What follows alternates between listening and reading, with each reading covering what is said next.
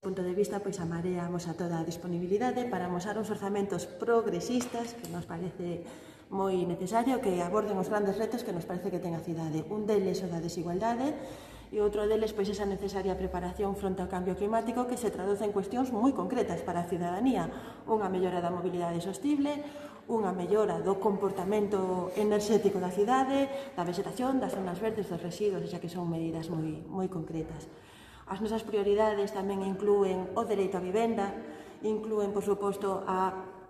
igualdade de xénero e o benestar de proximidade e inclúe tamén o reparto equitativo de proxectos e de melloras polos barrios.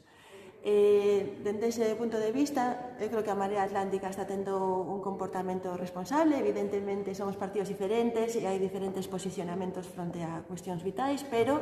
entendemos que hai que antepoñer a cidade, que realmente que a Coruña necesita recuperar investimento, que a Coruña necesita proseguir pola senda progresista con medidas moi concretas, realmente de mellora da calidade de vida da cidadanía, e aí imos estar conscientes de que temos un papel clave pola aritmética do pleno e que temos un papel importante como motor de medidas valentes e de medidas audaces.